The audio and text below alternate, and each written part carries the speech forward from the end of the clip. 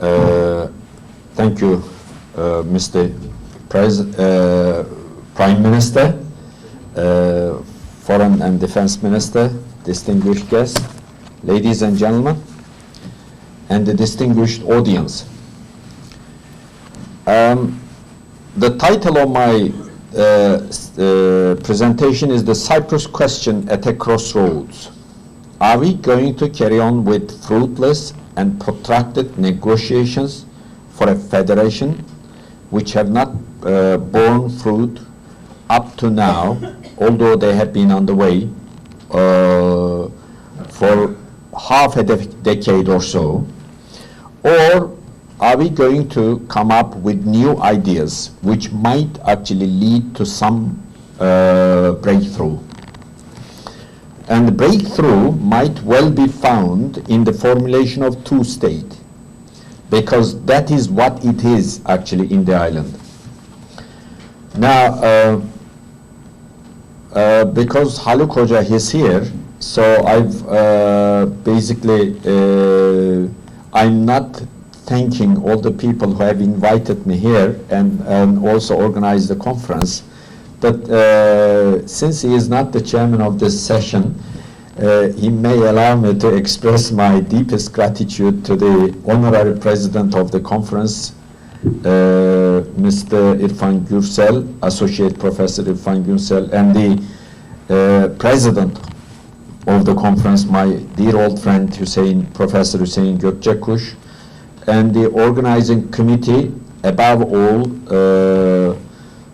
my dear friend Hüseyin Işıksal, and I also would like to thank my respected dear old friend Ergun Olgun, who doesn't seem to be around, although he was here. Okay, he was here. Anyway, he'll feel it. He'll feel it.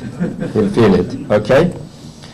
I thank you all profusely for putting together such a timely, thought-provoking, and horizon-broadening conference.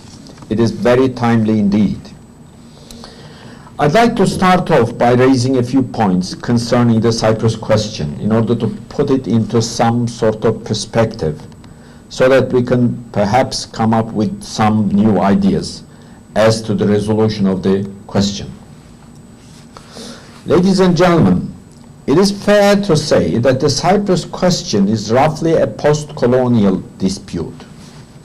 As the British rule was coming to an abrupt end following the Anglo-French debacle in the Suez Crisis of 1956, there were two distinctly different nations, two distinctly different peoples on Cyprus, namely the Turks and the Greeks. The important point here is that none was prepared to bow to the domination by the other. This obviously led to tension and fighting, which in the end resulted in a compromise in 1960 of a partnership state, about which the previous speaker, Mr. Minister, talked about quite rightly and extensively. It was actually a kind of federation in which the two politically equal and sovereign nations would share power. Was it a unique case that it was a post-colonial dispute and then it led to basically finally a compromise? No, the short answer to that is no, because there were at the time a number of similar questions across the colonial world. Several of them would come to your mind immediately. The 1960 compromise, which gave birth to the establishment of the Republic of Cyprus, proved to be short-lived, as the Greeks attacked the Turks and seized the administration. Through the use of force in 1963 and early 1964, the compromise collapsed. In the following decade, the Turks went through incredible hardship and endurance as they were subjected to ethnic cleansing on a large scale with genocidal intentions. With the intervention of Turkey in 1974, a new situation came about on the island. At the time of the Turkish intervention and in the decades that followed, both the Turks and the Greeks agreed to a federal solution. For the Turks, it had to be an undiluted bizonal and bicommunal federation on the basis of political equality. Now, I would like to basically use Mr. Minister's term, sovereign equality, yes. So it's got to be two states which should come together to basically found a new federation of some sort in which both are politically equal and both are sovereign too. To the Greeks, however, now turning back to the analysis of the negotiations, basically, to the Greeks, the federation meant roughly a centrally run federation without diluting their nation state in the south, because they have a nation state in the south now, and they had it in 1963, 1964 onwards, and they don't want that. They don't want anything to basically disrupt that nation state of their own. According to them, so the new federation of any sort would have to be based on their nation state without diluting it. There may be some power sharing, but possibly to the smallest extent possible for the Turks, and the Turks could also enjoy some rights that would go just a little further than minority rights, but nothing more than that. And in their position, I would understand their position, and they're quite right, you know, in trying to basically get it done, in trying to extend their sovereignty over the northern part of the island. And they basically stick to the idea of federation in order to play to the respective galleries of the Western world, saying, oh, we are actually negotiating a federation, but deep down, what they are basically negotiating is not about a federation of power sharing, political equality on the basis of bizonality, bicommunality, and what have you. So the Turkish side's position is quite clear. So they want basically a federation of two sovereign states, a federation of two sovereign states, politically equal, and in the federation there would have to be bizonality and bicommunality, and these are their musts, if you like.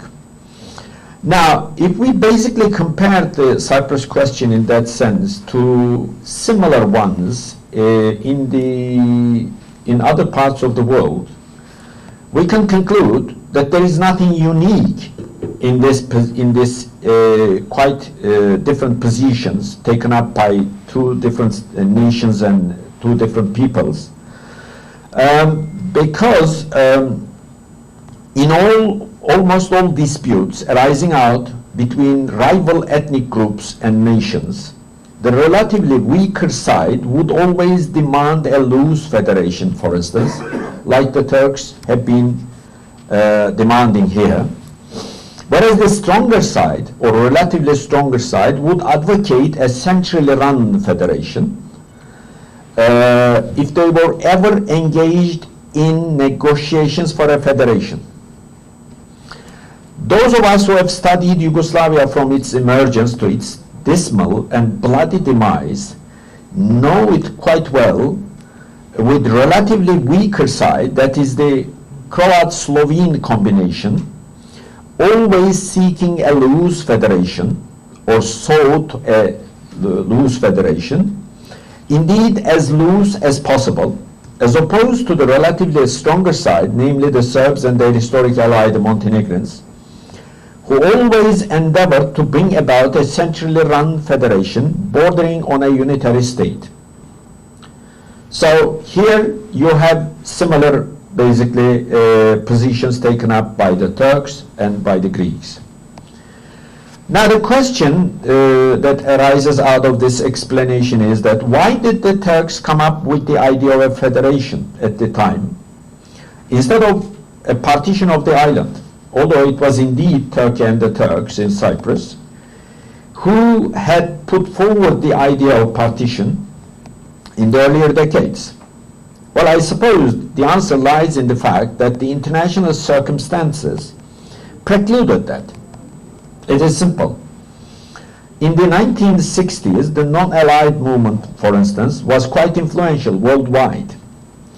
All those former colonies that gained their independence after the Second World War as a result of the decolonization process were and would be dead against any partition of any state, because they would always see a colonial and imperialistic design in any attempt at partition. So Makarios was not hand in glove with that movement for nothing. That would explain his position. NATO solidarity was a tremendously important matter, as the US in particular tried to prevent a war between the two NATO allies from breaking out in the height of the Cold War. Britain, as the minister earlier alluded to, as one of the guarantor powers, always trying to ensure that its sovereign military bases in Greek-held territories in the south remained unscathed, used to oppose the idea. All these led to the 1960 compromise, which failed to produce a long-lasting and workable settlement. As the term federation meant totally different things for the Turks and the Greeks, it was quite natural that protracted negotiations have not led to a breakthrough.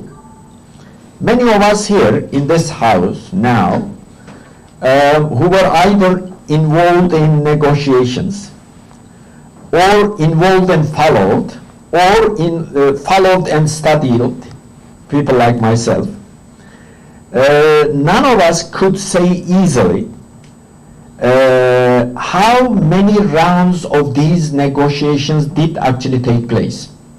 There are so many of them.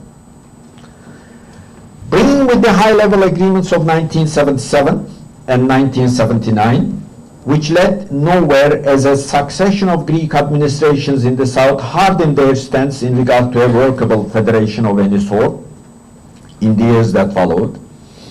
This obviously poisoned the political atmosphere, culminating in the declaration of Turkish Republic of Northern Cyprus in 1983.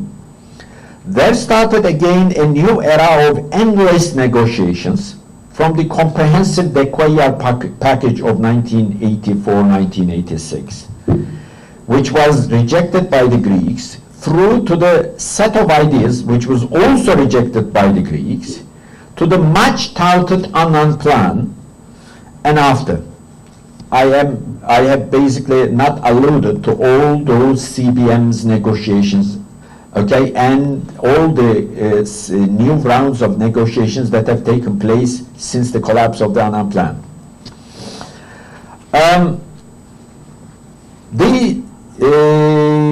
Basically, we are talking about many international plans and proposals that have been torn up and thrown away, one after the other, while so many diplomats have exhausted their skills, racking their brains with no avail, as so many politicians, meanwhile, got frustrated. The Cyprus question has exhausted them all. It is a time-tested question. So we can talk about a long list of casualties among UN Secretary Generals and international diplomats, including some famous ones like Richard Holbrooke, known to be the bully in Washington, D.C., who had just ended the war in Bosnia and dictated a peace to the Serbs, Croats, and Bosnians in 1995 in Dayton, Ohio. How? By knocking heads together just before his appointment here by the State Department as the U.S. Special Coordinator for Cyprus. I'm afraid to say he had to go empty-handed here, as many of his predecessors. And there's always a similar pattern in negotiations. Each time negotiations would get underway, they would be preceded by a strong dose of media hype-up in Turkey, Greece, and on both sides of Cyprus here. And the usual catchphrase by third parties would immediately emerge. This is the last chance for a settlement. This is the catchphrase. Or sometimes, as the negotiations for a federation within the framework of a European Union membership was underway, it would be the last train to get on. There's going to be no more trains going to the European Union. So you've got to do it right now. The rest would be bureaucratically mundane. I would say there would be meetings here, meetings there, with cameras whirring, tea, coffee cups clattering, interpreters muttering. Well, a number of PhD theses could well be written on the track record of these hundreds, if not thousands, of semi-official and official meetings, encounters, and talks with all and sundry, from the parties to the dispute, at the time in particular, to the officials of those countries who have expressed some interest in the Cyprus question. European Union's involvement in the Cyprus question hasn't been helpful at all. As the curious mechanism of Europe, in particular, requires much politesse to say today some Finnish, some Finns or Swedes or sometime some other European nation, those who take apparently an interest, but those without the slightest real interest in or leverage on the parties to the Cyprus question. When we look for an answer to the question of why these endless negotiations have not borne fruit, one comes across two discernible facts. First, it is difficult, if not impossible, to bring back together two distinctly different nations and peoples as they were after they had been broken away from each other following bloody clashes. There has been no example of this. There's only one example, that is Bosnia, and the compromise that was produced in 1995 is not working at all. It has produced a very cumbersome state. Moreover, this was particularly true of Cyprus, as the persistent Greek attempt for more than a decade at large-scale ethnic cleansing with genocidal intentions left no trust between the two nations. Moreover, protracted negotiations have demonstrated over the years that the Greeks are not apologetic about what they did to the Turks between 1963 and 1974. If anything, they appear to be quite proud of what they did. And that they were not prepared to agree to any sensible degree of power-sharing arrangement on the basis of political equality without diluting bizonality and bicommunality. Instead, they seek to continue with their nation-state in the south of the island, with some room in it for the Turkish community.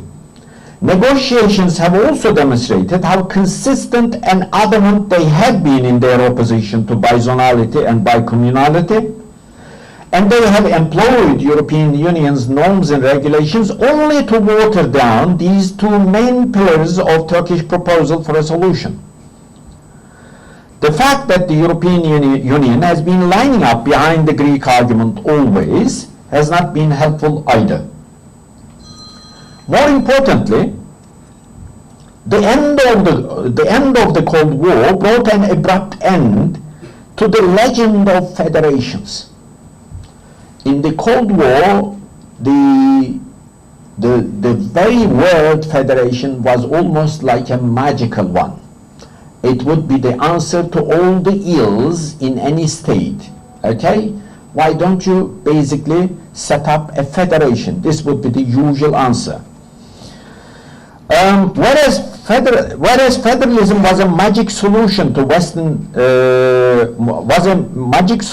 Western politicians, diplomats, and opinion leaders would suggest to any multi-ethnic dispute, including the Cyprus question, the end of the Cold War came with the disintegration of federations. For instance, when the Cyprus Compromise of 1960 was carefully stitched together within the NATO alliance, and the ensuing decade-long Greek attempt at eradication of the Turkish community was underway, there was a powerful Soviet Union which crumbled in early 1992 into 15 sovereign and independent states.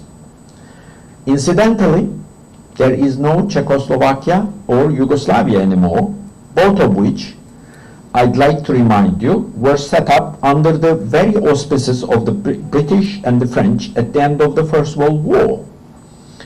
Czechoslovakia was broken into two states through a velvet divorce, while Yugoslavia's bloody breakup led to the emergence of 7 states. And, surprisingly, all of these states, 9 of them, have received international recognition, some of which have made their way into the European Union as separate sovereign states. The initial shrug off by Westerners, saying that none of those cases would serve as a precedent for Cyprus question because they were all former communist states. Well, this flies in the face of reality, as the virus tearing up federal bodies seems to be at work, and quite busily at work, in the West too these days, particularly in the European Union. Spain, for instance, that evolved into a multinational federation from a nation state over the years, seems to be teetering these days on the brink of disintegration. If the European Union had not backed Spain so much, Spain might have actually disintegrated by now. No one could tell with any certainty that Britain, or rather the United Kingdom, will pull through the Brexit turmoil unscathed. It is quite safe to say that Scotland would seek independence, and would get it, to remain in the EU, and while Northern Ireland could join up with the Republic of Ireland for the same reason.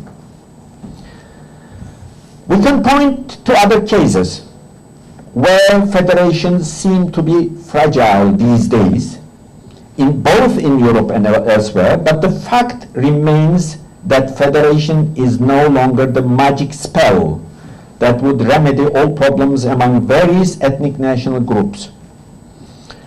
And those cases, such as Switzerland, Germany, and the United States, are totally misleading, and we can discuss them in question and answer session. It suffices here to say that each of those states came about through different historical paths, and today they function as nation states, though in terms of their administration they are not unitary. Okay, they are not unitary states, but they are nation states. There's one other point which I would like to raise here about the current political landscape across the Eastern Mediterranean and the Middle East. There is no doubt that the regional geopolitics have changed, and they have changed enormously over the last decade or so. Should one say, in a sarcastic way, that the number of warships, aircraft carriers, helicopter gunships, warplanes, and other conventional weapons and their ammunitions together with the number of troops deployed to the Eastern Mediterranean at sea and on land, exceed the number of fish in the sea, it might not be utter exaggeration. Okay? So the region has become a focal point in world politics. And all this has increased the importance of Cyprus, quite significantly though. To carry on with negotiations for a federation, parameters of which were decided upon in the height of the Cold War, would certainly be foolish on the part of Turkey and the Turks in Cyprus. The discovery of hydrocarbon reserves under the seabed has also highlighted the importance of Cyprus. Whether these reserves can be exploited economically remains to be seen. But the fact is that the very discovery of them has added a further dimension to the problem and exacerbated the endemically tense situation here. To conclude, one would say that federation would not be an answer to the problem here in Cyprus. If anything, it might well be a recipe for disaster. Even if successful, what it would bring about would be certainly a cumbersome, unwieldy, and awkward administration at best, with ethnic quotas here, ethnic quotas there, and almost all the people would resent it for different reasons sometime after it comes into effect. Bosnia today is a good case in point, okay? With all those ethnic quotas here, ethnic quotas there, and the compromise is certainly a very cumbersome state, a state that is almost ungovernable, and a state that is, because of its cumbersome characteristic, is run by the European Union and NATO, not by the Bosnians themselves. The best workable arrangement for an overall settlement would therefore be a two-state solution on the island. This would be good not only for the Turks, but also for the Greeks, because a two-state solution would give the Greeks a secure border instead of a ceasefire line. I would like to remind all of you that there is no border still in Cyprus because there is no peace treaty. So it is like a ceasefire line. Indeed, it was in 1995, because before all this hype about the European Union came about in the Turkish press in particular, some sober-minded Greek academics and former diplomats came up with this idea that it would be best for Cyprus Greeks to seek a two-state solution, because a two-state solution would secure their border. Okay? Whether the two-state solution should be within the European Union framework, to which Mr. Minister has alluded earlier, or not, is in my view an unnecessary detail about which we should not be racking our brains right now, because such insistence would give the Greeks and the European Union enormous leverage. Moreover, just as no Western Sovietologist predicted the sudden breakup of the Soviet Union, none of us could predict now in this house what the future would bring in.